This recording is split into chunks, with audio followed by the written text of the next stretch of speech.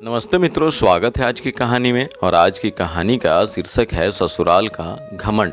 तो दोस्तों, कहानी बहुत ही इमोशनल और हार्ट टचिंग है, इसलिए कहानी में अंत तक बने रहिएगा, वीडियो में अंत तक बने रहिएगा। चलिए कहानी शुरू करते हैं।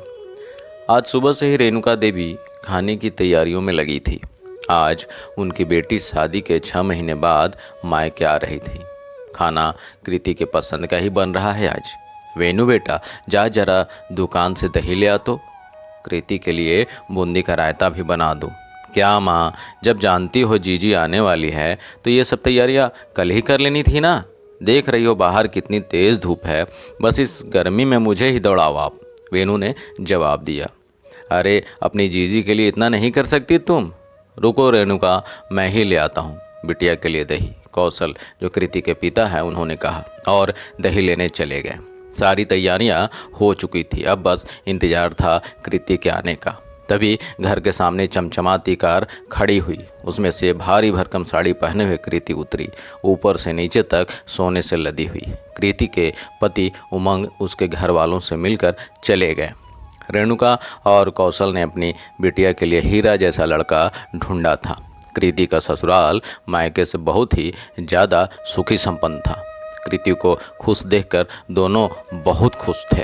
कृति सबके लिए कुछ न कुछ लाई थी। खाने की टेबल पर कृति अपने ससुराल वालों के बारे में बता रही थी। बहुत ही अच्छे हैं उसके ससुराल वाले। माँ बाप दोनों को संतोष हुआ कि चलो बिटिया खुश तो है। अरे माँ, ठंडा पानी लाओ, ये तो ज़्यादा ठंडा नहीं है, कृति ने पानी का एक घूंट पीते ही कहा। अरे बेटा, फ्रिज खराब हो गया है, रिपेयरिंग के लिए दिया है। घड़े का पानी भी तो ठंडा है और फ़ायदा भी करता है, रेणुका देवी ने कहा।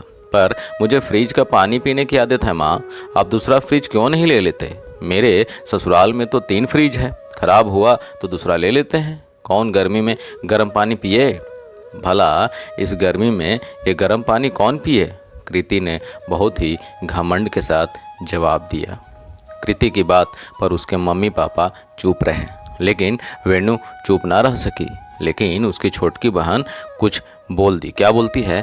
जी कितने साल तो मटके का पानी ही पिए हो यहाँ, फ्रिज तो बहुत बाद में आया था, अब आपको फ्रिज के पानी पीने की आदत हो गई? वाह! कृति को गुस्सा आ गया। इतना सुनते ही उसकी बड़ी बहन कृति को गुस्सा आ गया। रेणुका ने वेणु को डांटा भी।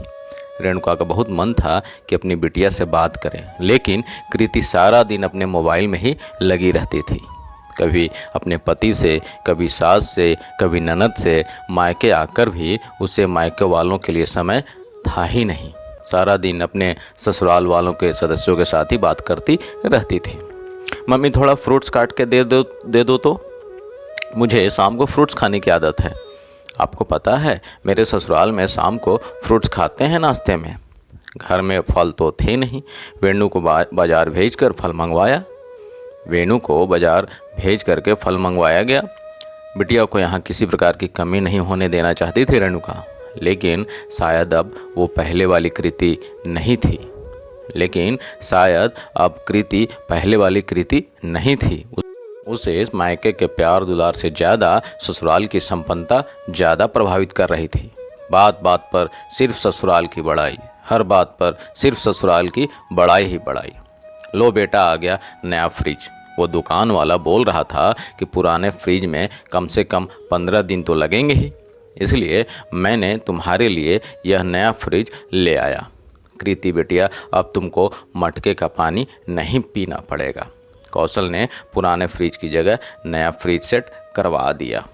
रेणुका मन ही मन महीने के बजट का सोचने लगी। फ्रिज को देखते ही रेणुका के मन में अपना बजट गड़बड़ाने की चिंता सताने लगी रेणुका को।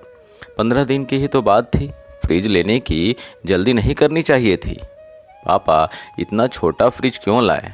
डबल डोर वाला ज़्यादा अच्छा रहता है। मेरे ससुराल में तो तीनों फ्रिज डबल डोर ही हैं। खैर कोई बात नहीं, ये भी ठीक ही है, कृति ने मुंह बनाते हुए कहा। कौशल जी और रेणुका जी चुप रहे। इतना सुनकर कौशल और रेणुका जी चुप हो गए। क्या हो गया उनकी बेटी को? शादी के बाद इतना बदल गई?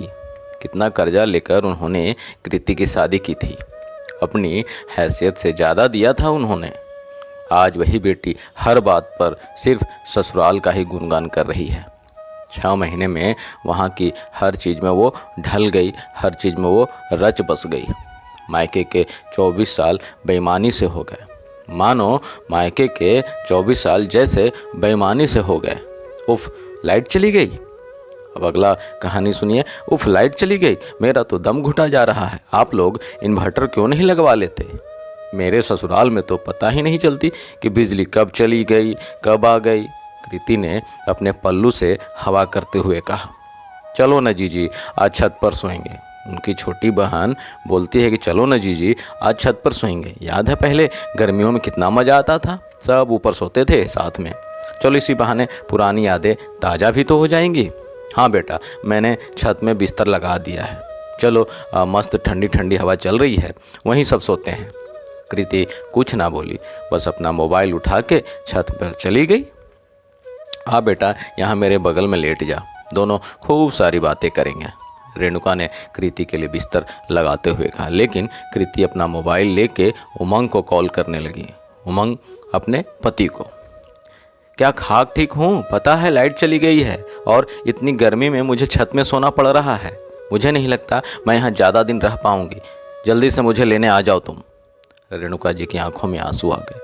इतना कृति जो अपने पति उमंग से इतना बोलती है फ़ोन पर, यह सुनते ही रेणुका जी की आंखों में आंसू आ जाते हैं। वो कुछ ना बोली पर सारी रात आंखों में ही काट ली। अब तो कृति बात बात में ससुराल का जिक्र करती, लेकिन घर वाले चुपचाप सुनते रहते। पापा, आप एक एसी क्यों नहीं ले लेते? इतनी गर्मी में कूलर फेल हो जाते हैं। मेरे ससुराल में तो सबके कमरे में एक एक एसी लगी हुई है। कौशल जी कुछ बोलते, उसके पहले ही रेणुका ने बोल दिया, बेटा हम तेरे ससुराल वालों जितने अमीर नहीं हैं, हमारी जितनी चादर है उतना ही पैर फैला सकते हैं। मानती हूँ तुम्हें संपन्न ससुराल मिल गया है, लेकिन इसका मतलब ये नहीं कि तुम अपने मायकों की कदर न करो। पूछो अपने पापा से कितना कर्ज लेकर तुम्हारी शादी करवाई है। अरे उतने पैसों में हम नया टीवी, नया एसी, नया फ्रिज का नया घर भी ले लेते। तुमको उस ससुराल की कदर है, लेकिन जिनकी वजह से वो ससुराल तुम्हें मिला है उनकी कदर भूल गई।